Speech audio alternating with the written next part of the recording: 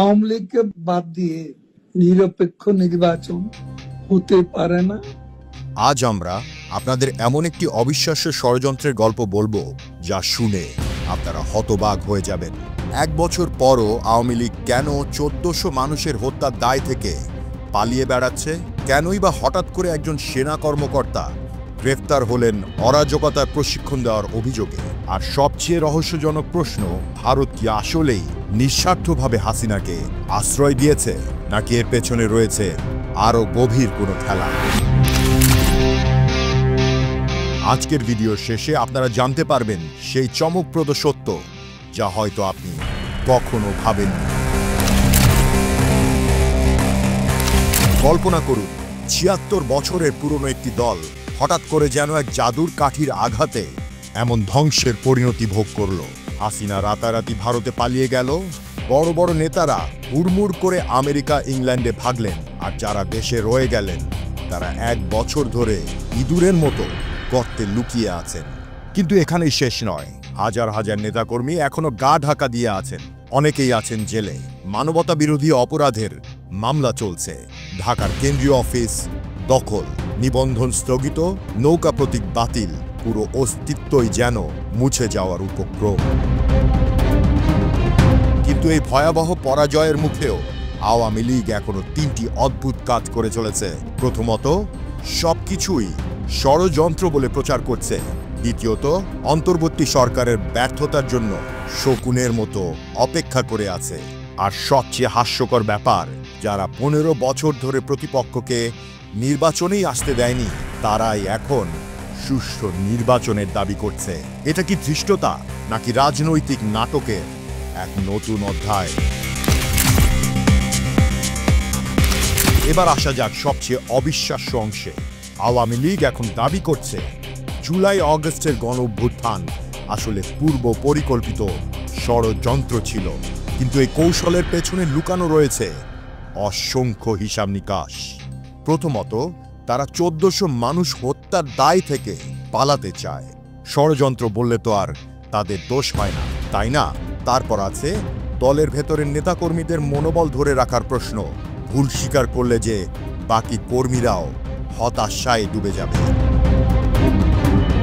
কিন্তু সবচেয়ে চতুর কৌশল হলো, তারা এখন যারা ক্ষমতায় আছে তাদের মধ্যে ফাটল খুঁজে বেড়াচ্ছে।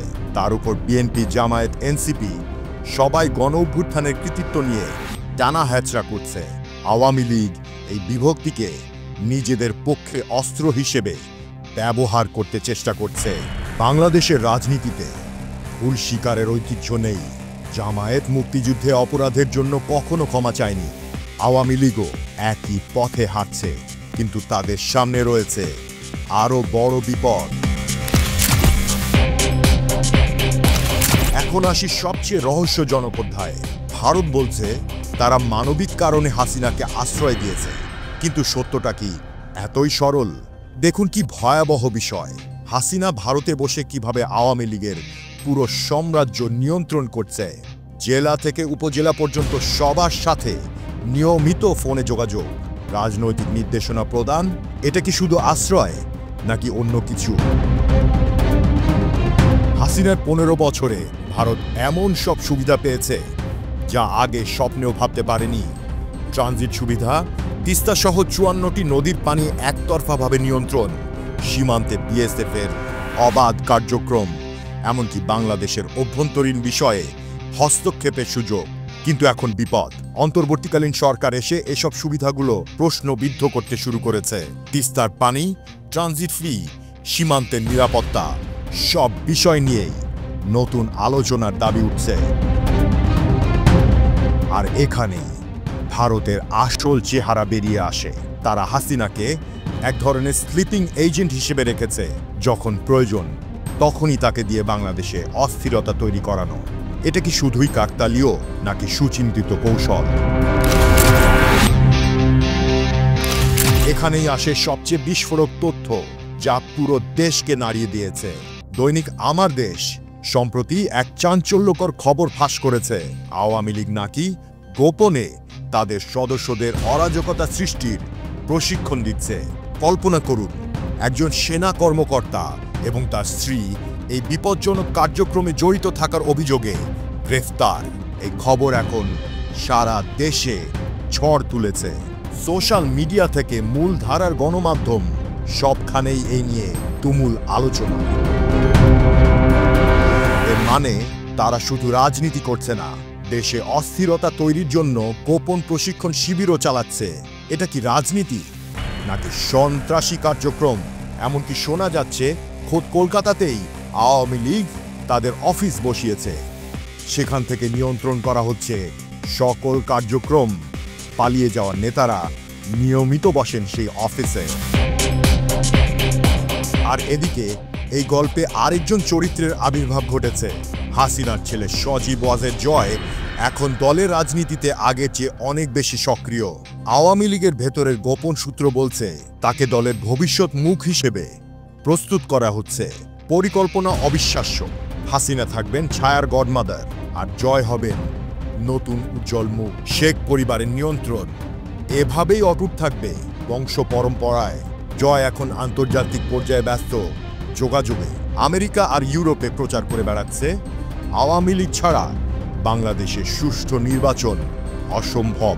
ভারত তাদের কূটনৈতিক শক্তি দিয়ে এই বিষাক্ত বার্তা ছড়িয়ে দিচ্ছে সারা বিশ্বে। কিন্তু প্রশ্ন থেকে যায়, ভারত কি জয়কে পরবর্তী প্রজন্মের এজেন্ট হিসেবে গড়ে তুলছে? এবার উন্মোচিত হচ্ছে সবচেয়ে বিপজ্জনক ষড়যন্ত্রের জাল। আওয়ামী লীগ এবং ভারত মিলে এখন এমন এক মারাত্মক খেলা খেলছে যা আপনার কল্পনাকেও হার মানবে। তাদের টার্গেট স্পষ্ট, ফেব্রুয়ারির নির্বাচনকে যে কোনো মূল্যে বিতর্কিত প্রমাণ করা। আর সেই শয়তানি পরিকল্পনার অংশ হিসেবেই চলছে গোপন অরাজকতার প্রশিক্ষণ। একজন সেনা কর্মকর্তার গ্রেফতার প্রমাণ করে এই ষড়যন্ত্র কতটা গভীরে শেকড় গেড়েছে। তাদের দ্বিমুখী কৌশল দেখুন। একদিকে বলছে আমাদের ছাড়া নির্বাচন অকল্পনীয়, অন্যদিকে গোপনে অস্থিরতা তৈরি করার চেষ্টা। ভারত এই দুই ফ্রন্টেই তাদের পূর্ণ সহায়তা দিয়ে যাচ্ছে। নির্বাচনকে অগ্রহণযোগ্য প্রমাণ করে নতুন সরকারের বৈধতা নিয়ে আন্তর্জাতিক প্রশ্ন তোলা। ভারত তাদের কূটনৈতিক চ্যানেল ব্যবহার করে পশ্চিমা দেশগুলোকে বোঝানোর চেষ্টা করবে যে বাংলাদেশে গণতান্ত্রিক বিপর্যয় ঘটেছে। কিন্তু আওয়ামী লীগের সামনে রয়েছে পাহাড় সম চ্যালেঞ্জ। 15 বছরের নির্মম দুঃশাসনে মানুষ তাদের আসল শয়তানি চেহারা দেখেছে। গুম, খুন, নির্যাতন, লুটপাটের কালো স্মৃতি এত সহজে মুছে যায় না। মানুষের মনে এটা গেঁথে থাকে। গত মাসে গোপালগঞ্জে তাদের তথাকথিত শক্তি প্রদর্শনের ফলাফল দেখেছেন। শত শত মামলা, সবাই আবার ইঁদুরের মতো গর্তে লুকিয়ে। এটাই তাদের আসল শক্তির নমুনা। তাদের দল কতটা ফাঁপা ছিল সেটা গত বছরের ঘটনায় স্পষ্ট হয়েছে। শিবিরের নেতারা পর্যন্ত এখন বলছে তারা ছদ্মবেশে ছাত্রলীগ করত। এর চেয়ে হাস্যকর আর কি হতে পারে?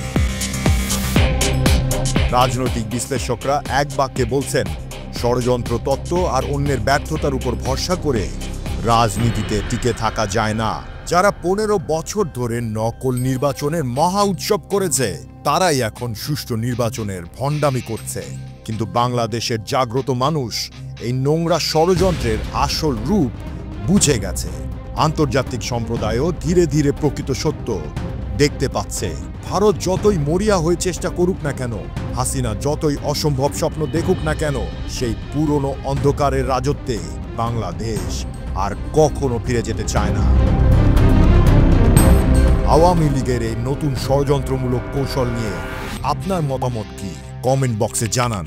ভিডিওটি শেয়ার করুন যাতে সত্য সবার কাছে পৌঁছায়। লাইক দিন এবং সাবস্ক্রাইব করুন। তথ্যধারা আছে, সত্যের পথে, ন্যায়ের পক্ষে।